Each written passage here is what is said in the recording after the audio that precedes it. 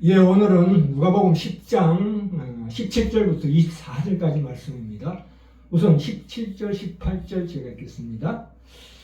70인의 전도자들이 기뻐 돌아와 가로되 주여, 주의 이름으로 귀신들도 우리에게 항복하더이다. 18절 예수께서 이르시되 사단이 하늘로서 번개같이 떨어지는 것을 내가 보았노라.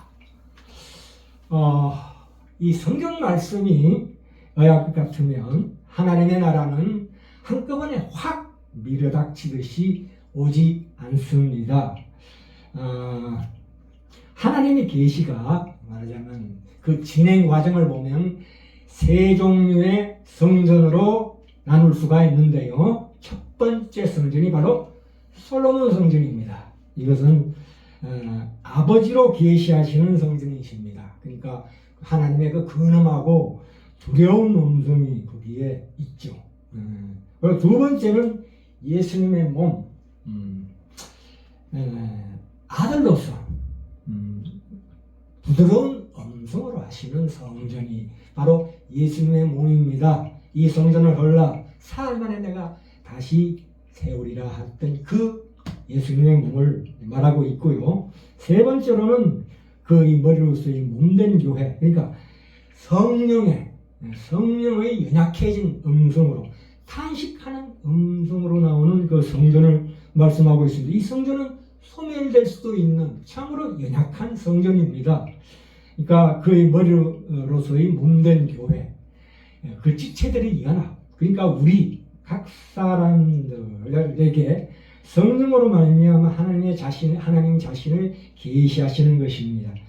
각 사람들을 통해서 드러나는 하나님의 그 위엄과 권능과 그 사역과 평판을 우리 참으로 보잘것없고 음성한 우리에게 맡긴 것입니다. 그것을 위임이라고 합니다. 그것이 바로 교회입니다. 오늘 제목이 사단을 하늘로서 떨어지게 하는 하나님의 세 가지 굴욕에 대해서 해봤고자 합니다. 이 굴욕이라는 것은 하나님의 낮아지심이죠. 수치와 굴욕입니다. 첫 번째는 다 아시다시피 성육신입니다. 성육신이 어떤 것입니까? 하나님 되신 예수님을 인간의 한계 속으로 내던져줍니다. 그러한 참으로 그런 일이 바로 성육신입니다. 그 다음에 두 번째는 십자가입니다. 십자가의 그 굴욕과 수치를 당하신 예수님. 세 번째는 교회입니다. 하나님의 당신의 사역과 편판을 우리같이 보잘것없고 엄성하고 평범한 우리에게 맡기신 것입니다. 그런데 오늘 본문 말씀 누가복음 10장 18절에 70인의 전도자가 정말 황홀하게 우리들이 기도했더니 귀신들이 쫓겨났나이다 해서 보고했더니 예수님께서 뭐라고 말씀하셨습니까? 예수께서 이르시되 사단이 하늘로서 번개같이 떨어지는 것을 내가 보았노라 이렇게 말씀하시는 대목입니다. 그렇다면 이 일은 언제 일어난 일이며 또 이 말씀을 제자들에게 하시는 이유는 과연 무엇일까요? 이 일이 일어난 것은 그러니까 창세기의 태초가 아닌 요한복음의 태초, 그러니까 태초의 그 하늘에서 사단과 그를 추종하는 타락한 천사들이 하나님께 반역하여 추방당한 것을 말하고 있습니다. 이 말씀을 제자들에게 하시는 이유는 뭐냐면 사탄을 제어하는 주님의 권능을 제자들에게 알려주고 싶으신 것이었습니다. 이 말씀 사단과 그의 타락한 천사들이 하나님께 반역함으로 말미암아 추방당한 사건이 계속 12장 7절 10절 나오고 13절에 나오고 있습니다. 천사장 미가엘이 하늘의 용, 그러니까 즉 사단과 싸워 이기고 그 용을 땅으로 내던져줬다 이렇게 말씀하고 있습니다. 여기 보면 이 단어, 그러니까 18절에 나오는 사단이 하늘로서 번개같이 떨어지는 것을 내가 보았노라라는 이 단어는 이 미완료 과거 직설법이라고 합니다. 그것은 무슨 얘기냐면 계속적으로 일어나는 일이고 반복적인 경험을 나타내는 단어이다. 그래서 70인 전도자들이 귀신을 쫓아낼 때에 예수님께서는 위신들의 우두머리인 사단이 하늘로부터 떨어지는 것을 계속해서 지켜보고 계셨다는 사실을 보여주고 있습니다. 그러니까 정의를 내리자면 예수님께서는 과거, 현재, 미래 그 다양한 청의의 역동성을 통째로 보시고 계셨다는 사실입니다. 그래서 그 셋은 각기 다르지만 과거, 현재, 미래로 나중에는 한 가지로 수렴된다는 사실을 우리에게 보여주고 있습니다. 이 사실은 요한복음 12장 32절에서도 이 세상의 지배자들이 쫓겨나는 것을 묘사하고 있는데요. 예수님께서 인자가 들려야 하리라 하시고 난 다음에 내가 이제 영광 얻을 때가 되었다 하시고 난 다음에 하신 말씀이 이제 이 세상의 심판이 이르렀으니 이 세상 임금이 쫓겨나리라 이렇게 말씀하고 있는 대목이 있습니다. 예수님께서는 이 전도자들이 70인의 전도자들이 귀신을 내쫓았을 때 그것이 바로 사탄이 쫓겨남 그리고 그 사탄의 패배에 대비해서 제시하고 있는 내용이라고 봅니다.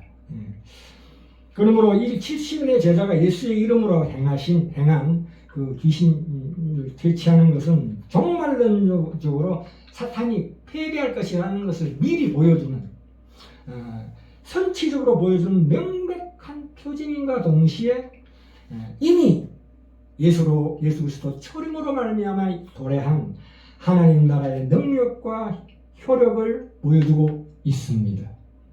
그 말씀이 누가복음 11장 18절에서 24절에 나오는데요. 20절에 보시면 그러나 내가 만일 하나님의 손을 힘입어 귀신을 쫓아내는 것이면 하나님의 나라가 이미 너에게 임하였느니라. 예수님께서 귀신을 쫓아내고 병자를 고치고 죽은 자를 살리신 모든 것들은 그 자체가 중요한 것이 아니라 그건 표징입니다. 그 배후에 있는 사단을 물리치는 게 첫 번째 목표라는 것을 우리가 반드시 깨달아야 합니다. 그래서 마가복음 3장 27절에도 사람이 먼저 강한 자를 결박치 않고는 그 강한 자의 집에 들어가 세간을 늑탈치 못하리니 결박한 후에야 그 집을 늑탈하리라 이렇게 말씀하고 있지요. 그 강한 자가 누굽니까? 바로 사탄입니다.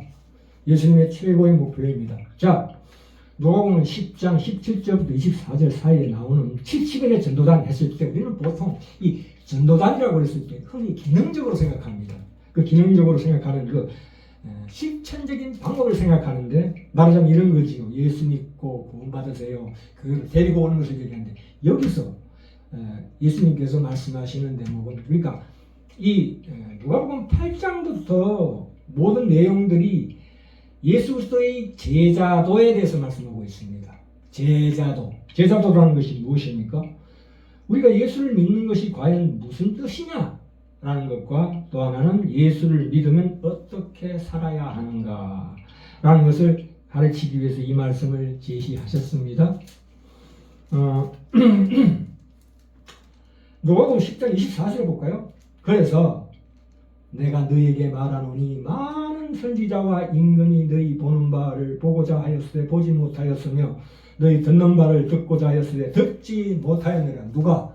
선지자들이, 구약의 왕들이 보지 못하였대요. 특별히 이 선지자 중에서 엘리사 빼놓고는 거의 하나님의 기적을 체험하지 못한 선지자들입니다. 얼마나 재난과 고난과 탄식과 눈물과 한숨으로 보냈는지 모릅니다. 그게 선지자들이 체험한 것입니다. 이제 요한복음 16장 7절에 11절에 이렇게 나오고 있습니다. 볼까요? 요한복음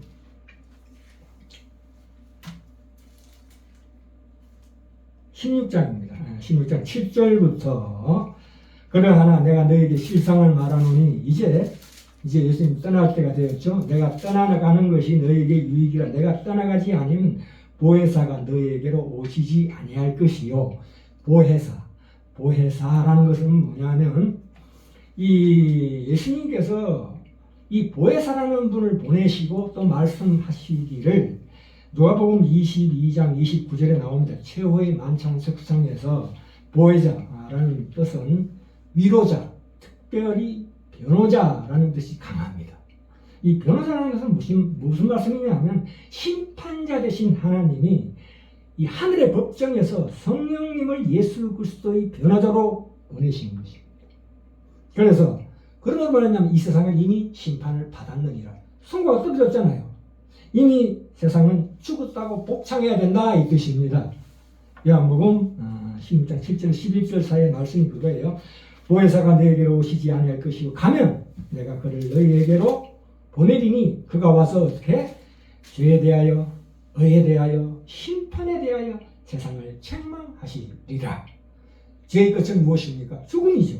죽음의 권세자가 사단인데 그 사단을 예수님께서 이미 멸하셨다. 그러나 성령님이 오신 것으로 말미암아 세상이 틀렸다는 것과 말하자면 남은 것은 심판의 선고와 집행밖에 없다는 것이 자명해졌습니다.